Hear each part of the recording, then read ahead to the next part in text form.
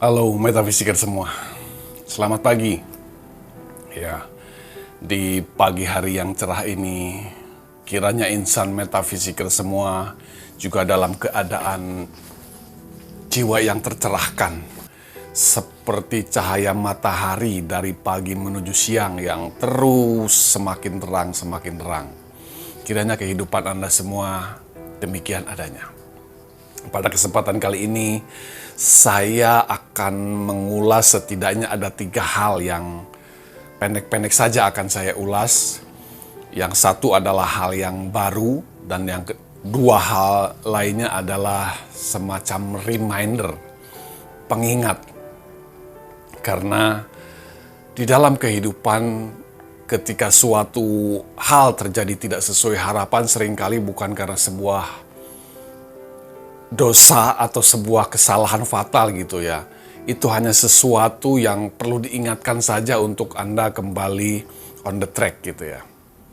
So, jangan kemana-mana, tetap stay tune di video ini sampai akhir di TBM TV Metaphysics for Life.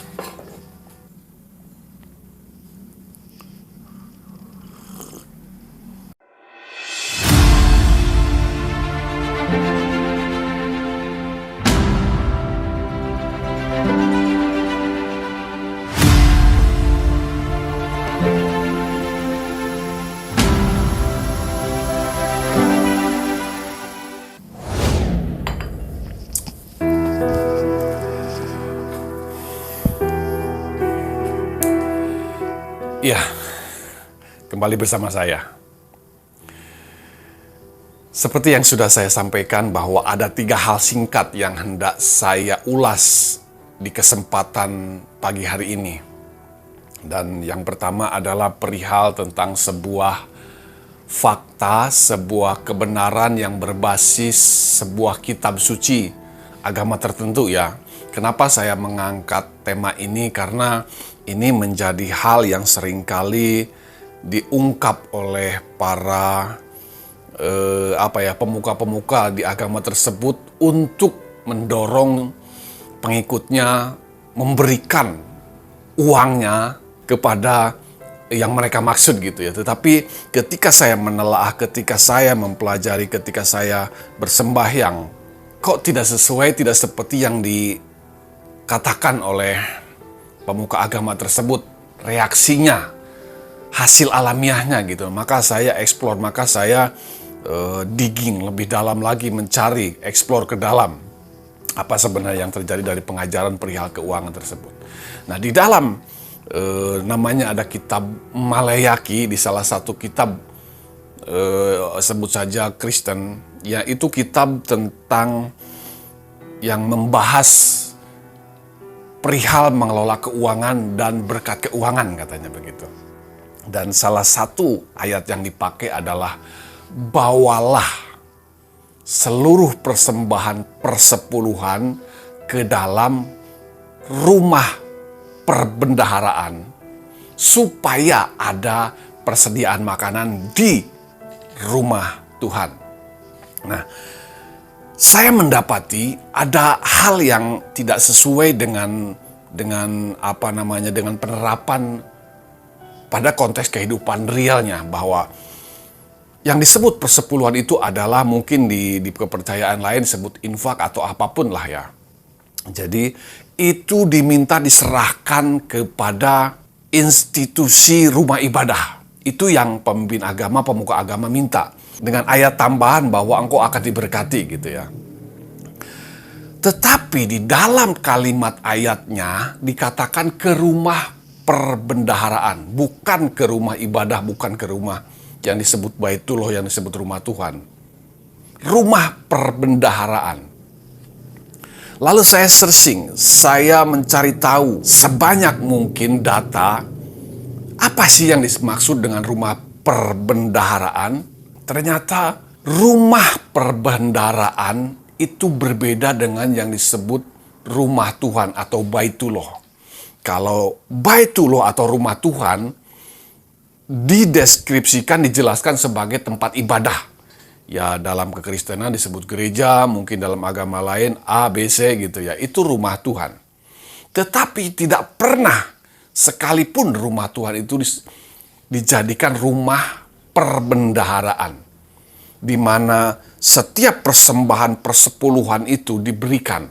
Nah herannya pemuka-pemuka agama mengarahkan persembahan persepuluhan itu dibawa ke rumah ibadah. Sementara di dalam ayatnya disebut rumah perbendaharaan. Saudara, yang kita tahu dari apa yang kita mengerti rumah perbendaharaan itu tempat di mana dikumpulkannya uang. Ya. Di zaman sekarang ini apa tempat untuk mengumpulkan uang, untuk menyimpan uang? Anda tahu jawabannya. Itu adalah bank dan bukan rumah ibadah. Nah, itu sebabnya ada kekeliruan. Ada efek yang tidak terjadi sesuai yang diharapkan oleh pengikutnya, jemaahnya. Ia dikatakan kalau memberi persembahan persepuluhan ke rumah Tuhan akan diberkati. Faktanya banyak sekali jemaah yang, mohon maaf ya, berkekurangan dan bahkan menyedihkan. Saya mendapati sebenarnya yang disebut dengan rumah perbendaharaan adalah kita menyisihkan 10% itu ditaruh di rumah perbendaharaan yang disebut bank. Itu sinergi dengan ilmu dari Cina gitu ya. Kita harus banyak menyimpan, banyak save. Supaya ada persediaan makanan di rumah Tuhan. Itu ayat berikutnya. Nah, memang di rumah ibadah selalu ada yang namanya sesajen, roti sajian. Siapapun yang memakannya jelas di situ ada persediaan makanan. Walaupun tidak secara spesifik dimakan oleh siapa gitu ya. Tetapi kembali kalau kita menggali yang dimaksud dengan rumah Tuhan, Baitullah, adalah diri kita sendiri. Badan ini, raga ini. Maka ketika kita menyisihkan 10% di rumah perbendaharaan, lalu kalimat berikutnya adalah supaya ada persediaan makanan, sebenarnya itu sedang menyiapkan bagi diri kita prepare yang baik. Tuhan ajarkan itu. Sisihkan 10% di rumah perbendaharaan supaya ada persediaan makanan bagi diri kita. Lalu ayat berikutnya berkata, tidakkah aku akan memberkati engkau dan membukakan tingkat-tingkat langit. Artinya, pola hidup yang disiplin, menyimpan, menyisihkan, justru itu yang akan membuat Anda diberkati. Nah, ada kekeliruan, pengajaran di dalam rumah ibadah, bahwa persembahan persepuluhan dibawa ke rumah ibadah, ke rumah Tuhan. Padahal ayatnya berkata ke rumah perbendaharaan. Rumah Tuhan tidak pernah menjadi rumah perbendaharaan, tetapi rumah perbendaharaan saya menginterpretasikannya sebagai bank untuk menyimpan 10% dari uang yang Anda hasilkan setiap kalinya dari apa yang Anda usahakan. Dan itu akan memberikan persediaan bagi rumah Tuhan, yaitu diri kita sendiri, diri Anda sendiri. Dan Tuhan berjanji akan memberkati orang yang berperilaku demikian. Bukankah mereka yang benar-benar disiplin tentang hal itu benar-benar hidupnya diberkati? Manajemen itu diterapkan dengan begitu baik. Nah, itu hal pertama yang hendak saya sampaikan.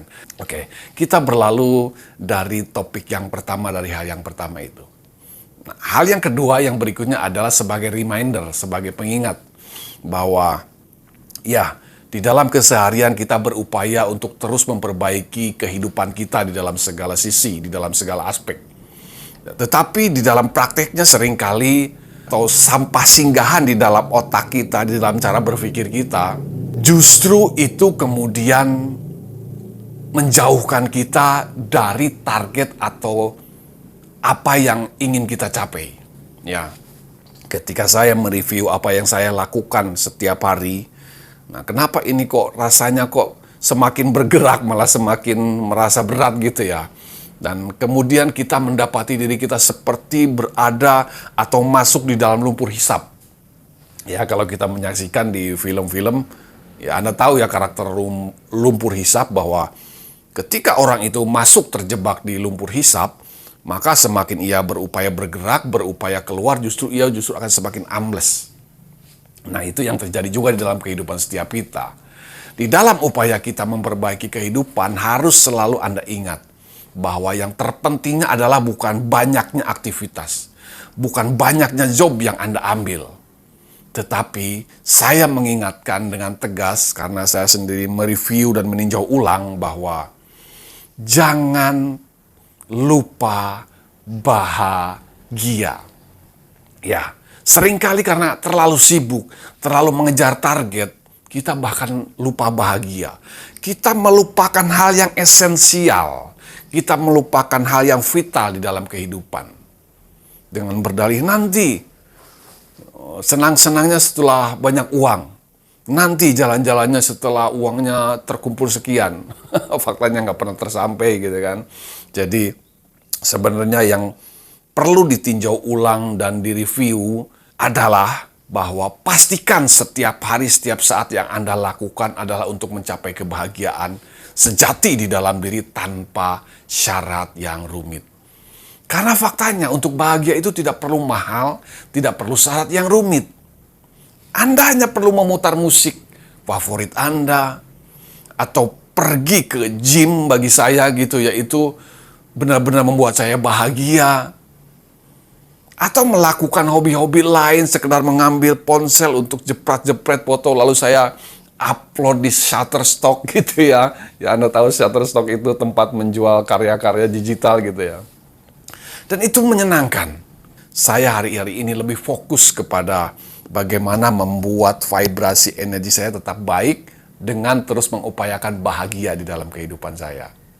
Ya, saya olahraga, nge-gym lagi dengan rutin gitu ya, jalan-jalan ya secukupnya dengan biaya yang terjangkau gitu ya. Ya nanti ke tempat yang ada di belakang ini gitu ya. Ya seperti itu.